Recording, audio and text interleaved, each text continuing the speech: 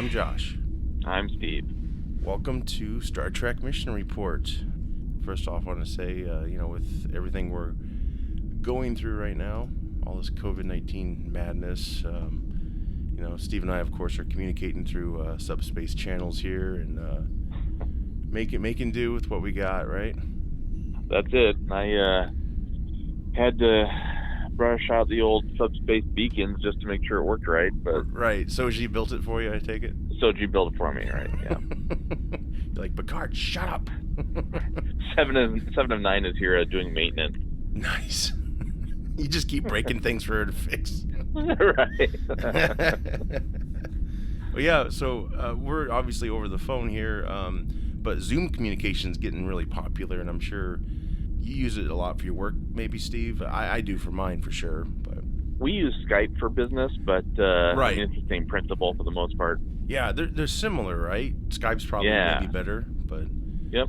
A lot of celebrities are doing their shows now through Skype and all that. It's very interesting to see the production value or the lack thereof, but it's forgiven because of how things are right now. Right. Marina Sirtis just had a birthday recently, and the whole TNG cast did a Zoom meeting to celebrate. Oh, that's awesome. Yeah, it was pretty cool. It was shared on their Instagrams, just pictures, and God, I would have loved to have heard what they talked about. They're probably so raunchy, in private, because it's not it's not like their conventions when they do their panels or anything. I'm sure they're, who knows, maybe just fart jokes, or I don't know. By Patrick. I'm sure they have a great time. Yeah, exactly. So we're here now, and I replicated myself some coffee, so should be pretty good. That said, shall we get started with episode 7? Yeah, so episode 7, Nepenthe, if I'm pronouncing that correctly. Sounds good. We'll take it, right? Yeah. I'll find a different pronunciation for each time I say it. So this was a really, if I had to rate this one, I'd have to say probably a 4 out of 5. I really loved him going to see Riker and Troy and their daughter. I'll get the critique out of the way first. Sure. Just being on the artifact and, watching the whole Hugh piece, and it was disheartening. Yeah. And spoilers, of course, he ends up, this is the episode he dies, right? Yeah. Yeah, that's right. And so, and by this time, I'm starting to get really ticked off with Narissa, the sister. Oh my God, I hate her so much. Yeah, I'm getting a little fatigued. There's no redeeming qualities of her characters. Nothing. There's nothing. Nothing. No, you don't even. It's not like the brother, where at least he, he struggles with conflict and that sort of thing. Right. He cracks a smile. He's got tears. She's just freaking stone-faced. She's basically Hitler. Yeah, pretty much. And which is, I don't know. I think the way storylines have shifted, someone can be the, antagonist, but, there's got to be something there for you to, feel even an emotional investment in with the bad guy, right? Right, exactly. Yeah, even Game of Thrones, you look at characters like Tywin Lannister, so he was certainly kind of a bad guy the whole time, but you saw redeeming qualities in him every now and then, and sure. And so then when he did things that were horrible, it made you hate him even worse. And she just felt very cookie cutter to me. And so it was just anytime I was seeing her on the cube, it was just driving me fucking crazy. So I know. But yeah. No, especially when it looks like they had they were going to win this. Hugh was very excited, and that's one of my big problems about the show. It amps everything up, and you're like, I'm so on board. This is awesome. He's doing his speech like, I'm going to take these XPs and we're going to get the hell out of here and all this jazz.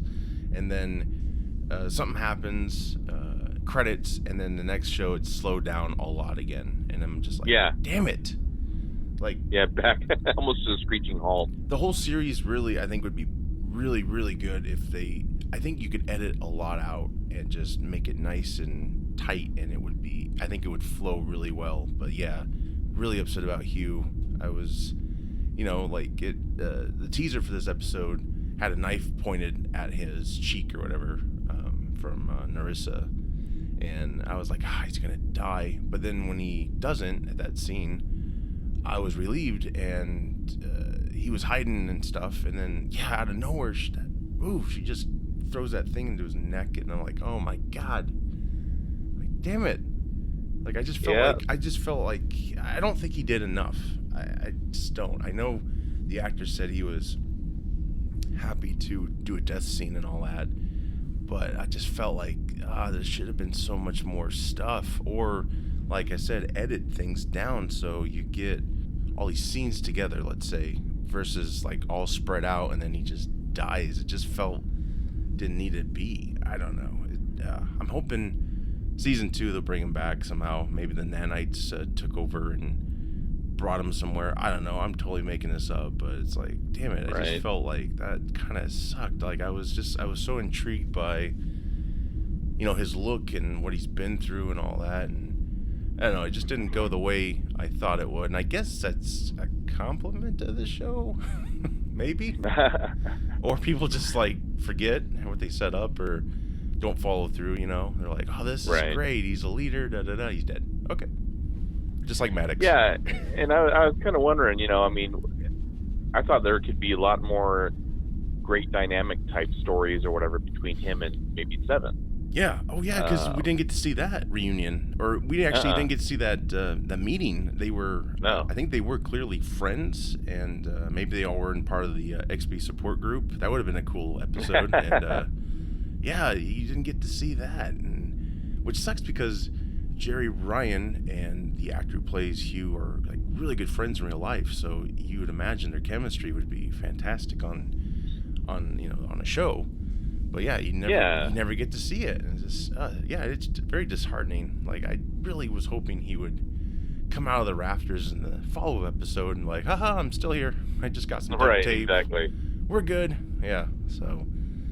But yeah, I mean, it's a wasted opportunity, I think, and when it comes to potential future writing, because I don't know what they have in store for season 2, but when you take out a character like a Hugh who can add a really interesting dynamic, my hope is that they've got really strong plans then for a season 2, because you just wrote yourself out of some potentially cool scenarios. Right, and you could have had a reunion with Geordi. They were friends, and that would have been cool. Like, I just hope, I hope season 2 they give us more of, I did feel, and I don't know the whole story behind all this, it did seem like a dick move.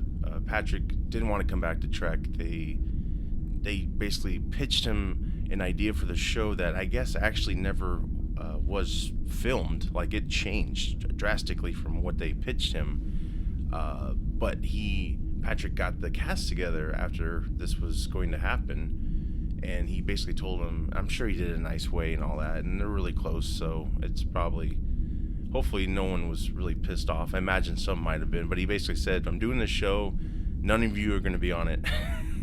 Right. It's like, okay.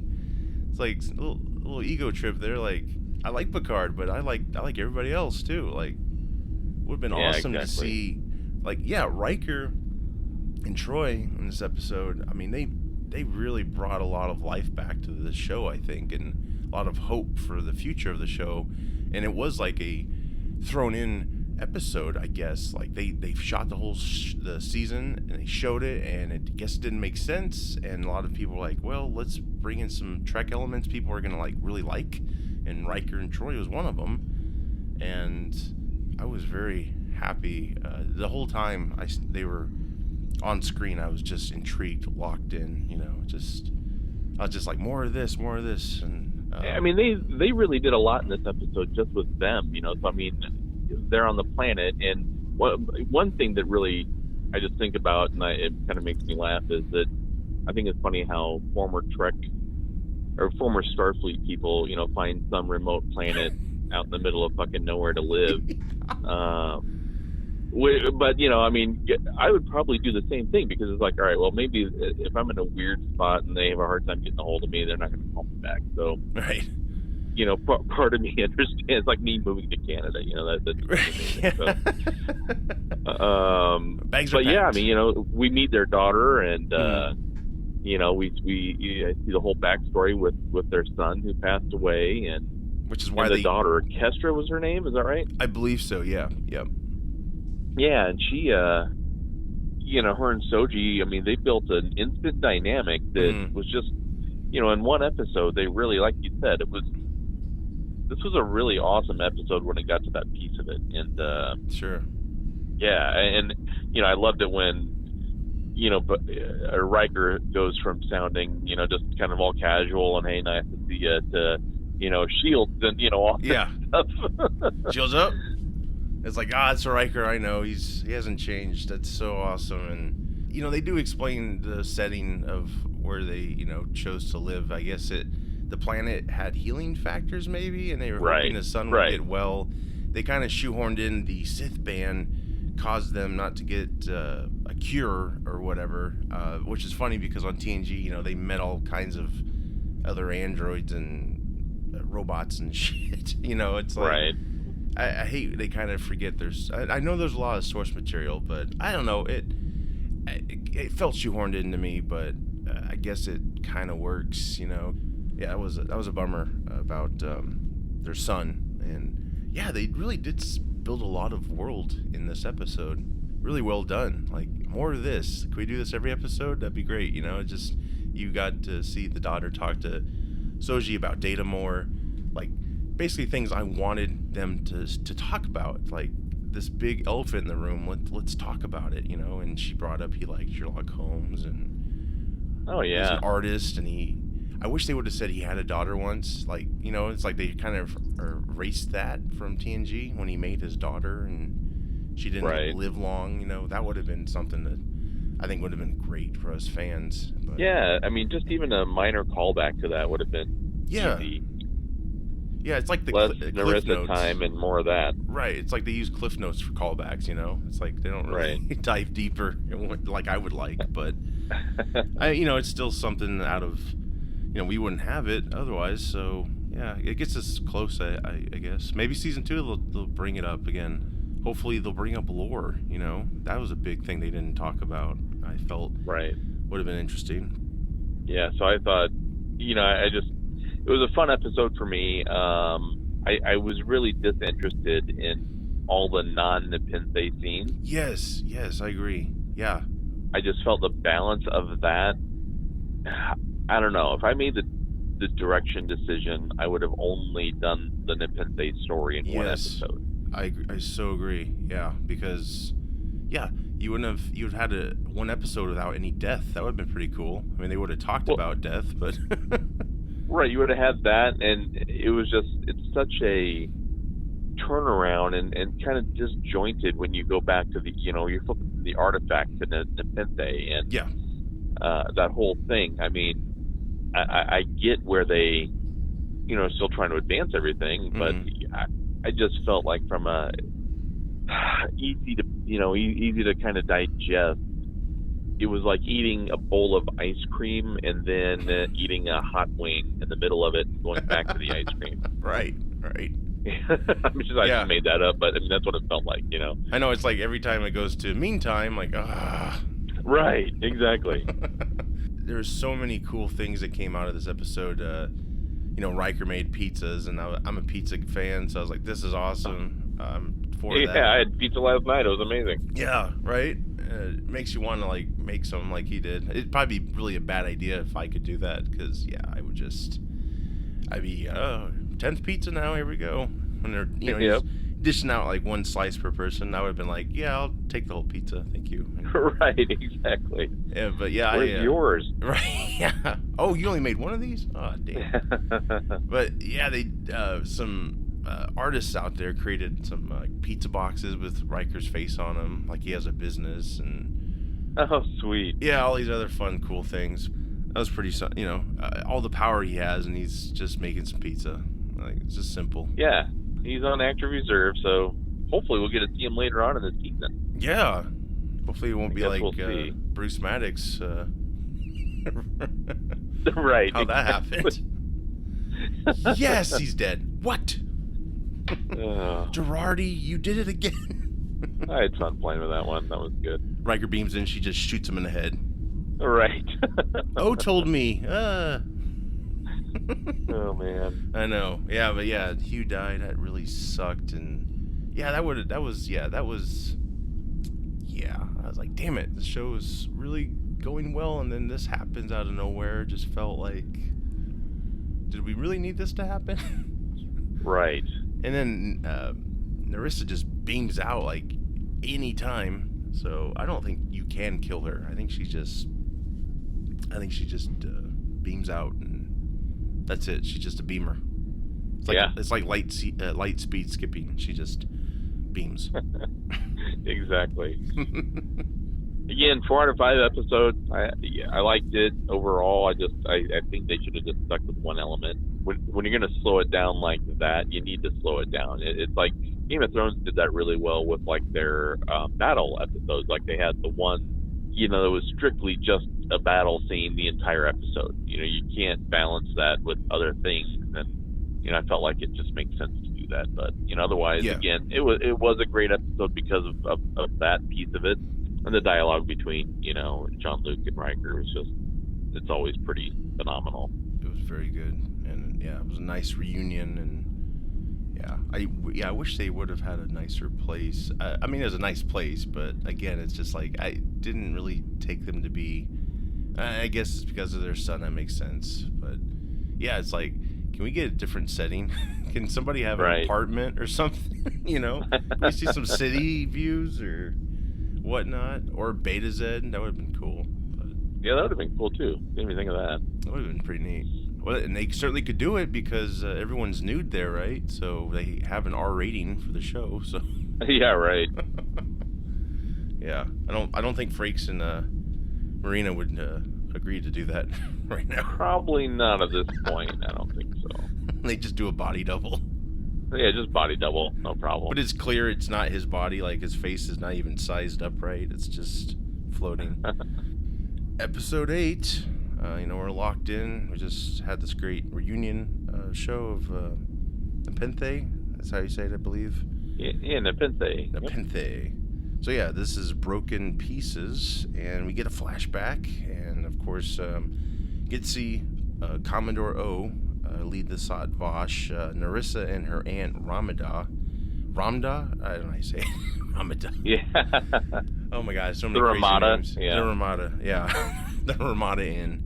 They start putting more pieces together because Ramda was just this kind of loony character that freaked out when she saw Soji, and you get to see that she was part of the Zhat Vash. They all go to this world and they touch the admonition, I guess. It's like a zoo exhibit railing from Tron.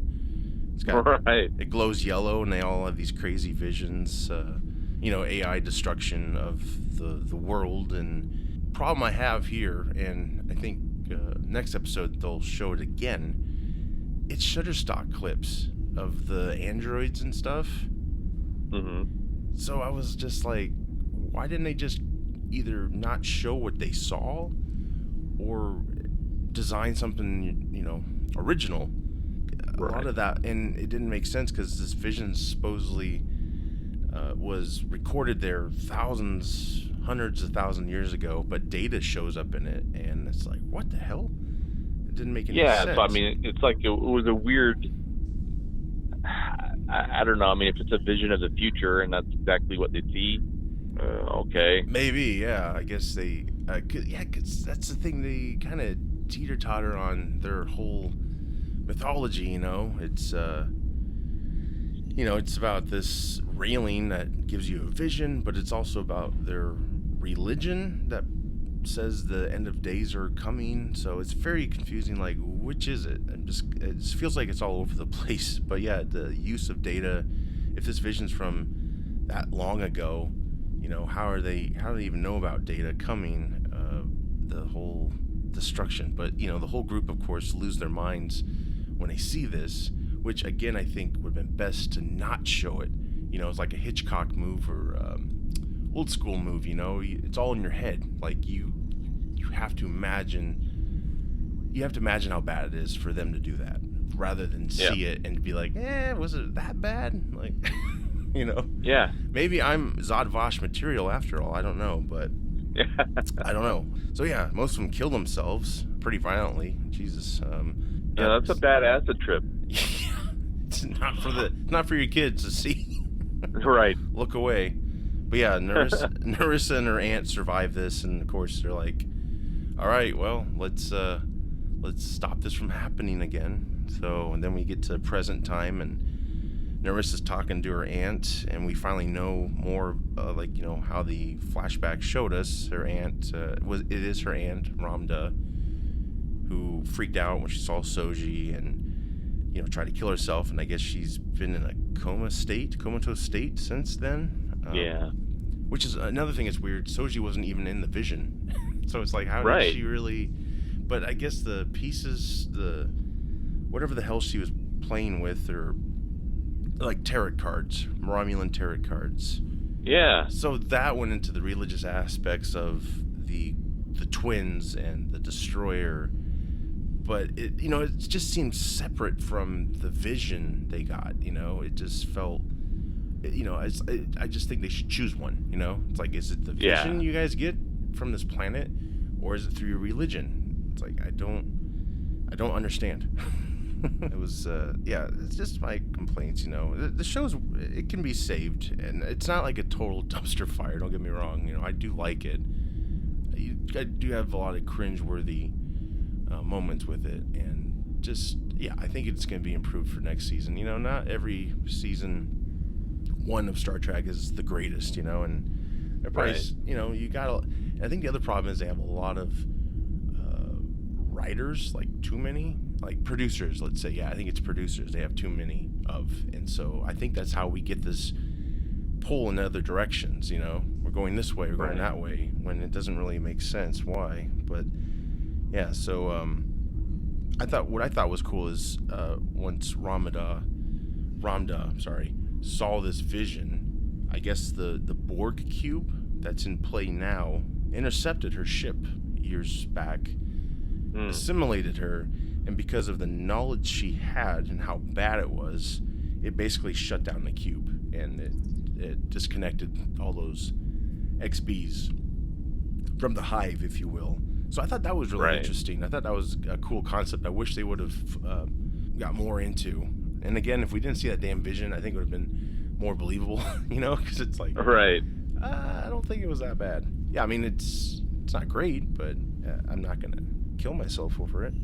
Eleanor basically is, running for his life, and Narissa's men they've tracked him down, and he's still managing to kick some ass, but, he gets overpowered, and 709, of course, comes in and kicks some ass. I'm sure... Saves the day. Yeah, I'm sure you enjoyed that. That was a cool moment. That's the thing.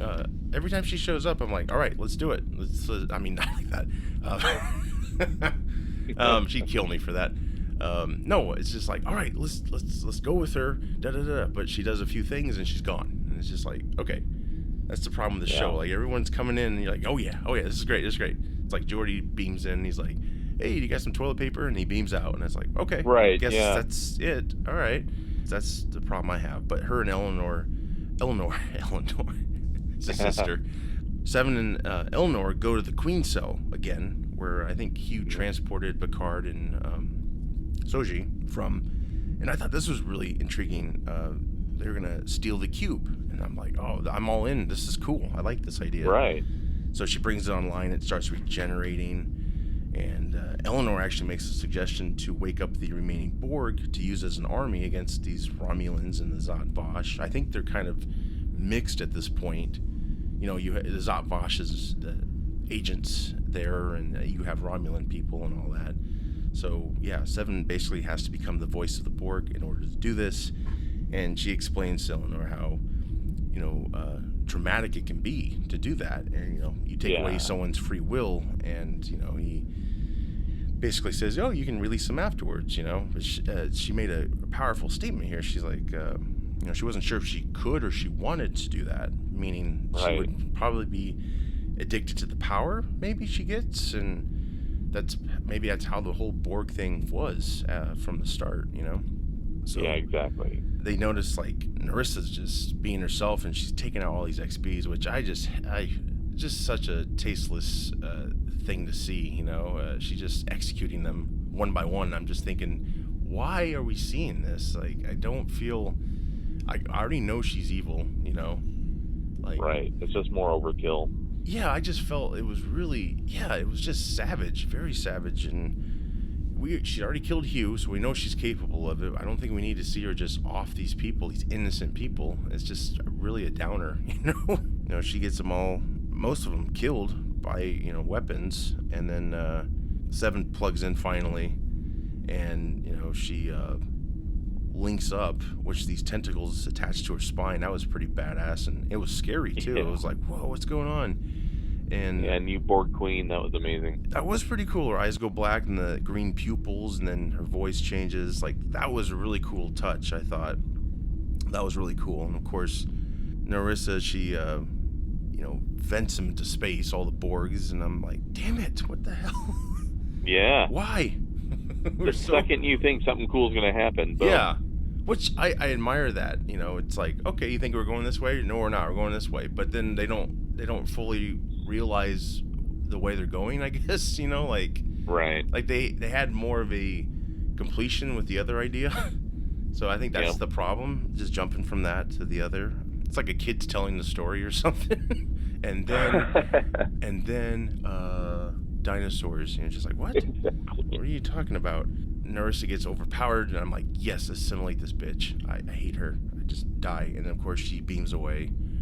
And you're led to think she beamed to the fleet, and they leave to go to the home world of Soji.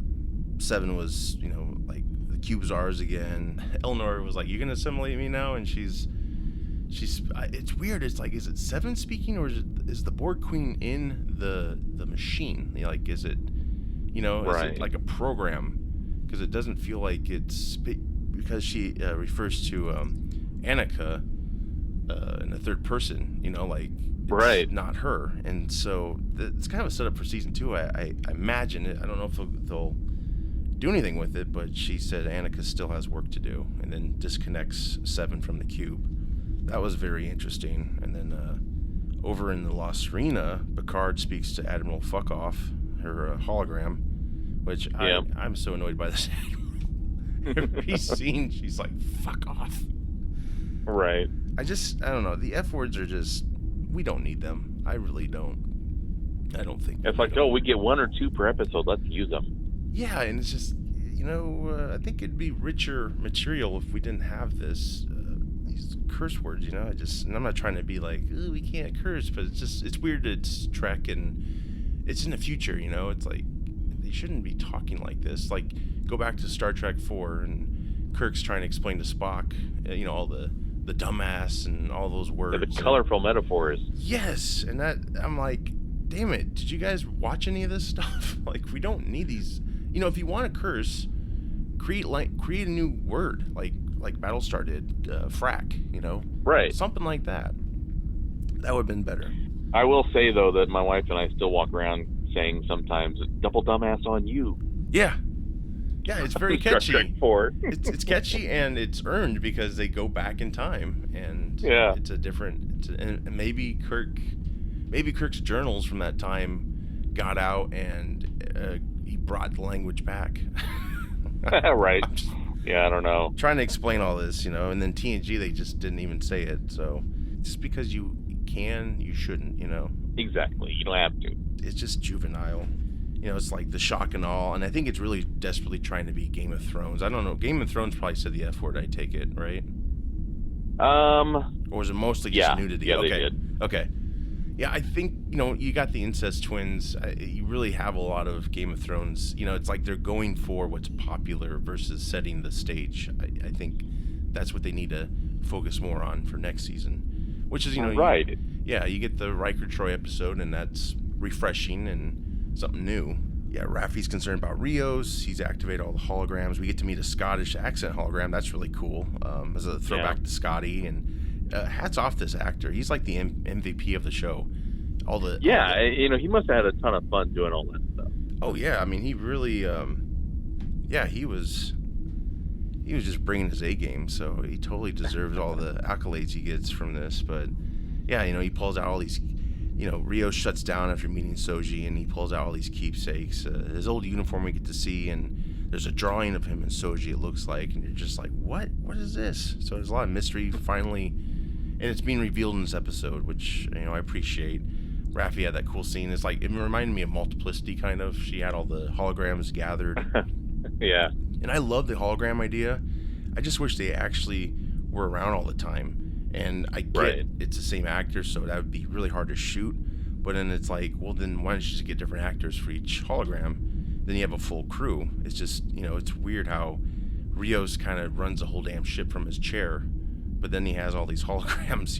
It's just, it feels like it's not fully realized, the idea. They could do so much with it, and I like the idea. Like, there's a lot of cool setups, and it's just the follow-throughs aren't the greatest. That's my problem with all of it. But yeah, I really enjoyed all the holograms, and Rios, he's seen some shit, basically. Yeah, for sure.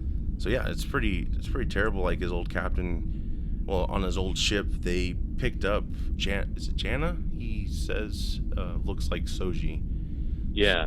So he picked up a girl named Jana, and then dude named Beautiful Flower or something. Very hippie sounding names. So yeah, they pick these, and they're synths, and it's like a first contact thing they experience, and I guess Starfleet gives a black flag directive to the captain to kill them because of the whole synth fear. Because she's moved up in Starfleet, and she's basically orchestrating all of this craziness to happen with banning the synths and all that. So a lot of it's starting to make sense, and so basically the captain just kills these two, and Rios loses it. Then his captain kills himself. Raffi explains how the Zhat Vash came to be, basically, and how they set out on their quest the minute Noonien Soon created the androids, which is funny because Data existed for some time. Well, how come Odin just visit the Enterprise and kill him, Right. Like, a lot of that's just, and I get it because it's TNG, right? And it was written before, and this is all new material, but you just want some continuity. It just makes a little bit more sense. I mean, that's the problem when you get these shows. Like, the fan base is huge. You also have canon to mess with, and so you really have to do your homework if you're going to write new Trek and refer to old events. Some of the things that they came up with pretty clever, I thought. Basically orchestrated the attack on Mars, the hack. I wish they would have went into more of what happened there, but I guess Maddox left Earth after the ban, and he made the advanced synths on the other world, and then the Zhat Vash looked for him and this world, and then Soji basically has led them to this world, which is funny because didn't they killed Dodge in the first place, right? Yeah. Like, I mean, that first scene in her apartment, I think they're trying to kidnap her or capture her, and then later on they just kill her. Right, just dead. It's like, I thought you wanted directions to the planet. How are you going to get that if she's dead? Like, that doesn't make too much sense. Darth Vader's around. There is another error. I know that'd be right. So. Maybe they knew more. I don't know. There was a lot of interesting dynamic there with those first Zhat Vash dudes in the masks, the armor. Like, they didn't really go back to that. Right. It's almost like they had an idea, and they just like, let's go this route instead. But one of them spoke Romulan, and then the other guy said, speak English, like, that was really interesting. Like, was this guy like a human or, from Earth, or was he a Romulan speaking English, and they didn't want to give away their race, I guess, if you will. So, like, that was really interesting. And, of course, Picard sits in Rios' chair finally. That was a cool moment. Right. But he can't pilot the damn ship. He doesn't know what he's doing. Again, Rios is, he can work the whole ship from his chair. It's like he's flying a jet or something. It's just odd. I'm just used to damn crew actually having a job and doing it, to help a starship run, of course. But, right. Yeah, Picard, he stands, he reminisces about standing the night watch when he was an ensign on the USS Reliant. That was a cool callback. He was the only one awake in the vastness of space, and he realized he loved it. So he's having a rebirth, if you will, in his mind of why he joined Starfleet and all that. And then he said Rios, he believed his captain was a good man. he was the first officer to Picard's former classmate Marta, who was actually in Tapestry. Do you remember that Q episode where Picard gets sent back to avoid getting an artificial heart, basically, and able to choose a different route? Do you remember that episode? Yeah. That was a cool callback, I thought. Yeah, Rios, he fears the unknown, and Raffi says the Romulans called Soji the Destroyer, and they ponder this, like, what if they're right? I think that was a good thing to bring up. Like, maybe they are onto something here, but maybe they could do it. Maybe they could do it without killing so many people. I don't know. And Picard's trying to be optimistic, basically saying, maybe they did the right thing in the past, but the future is the present, and we can use tools like optimism, openness, and the spirit of curiosity to handle this synth situation. And he said the Zot Vash used secrecy and fear. Obviously, it's clear who's got the upper hand here. And then, of course, they approach the pathway to Soji's world, and a lot of cool visuals. This show really does really well with effects and all that. I'm not crazy about Rios' ship, but I do like the space scenes. They really feel rich in quality.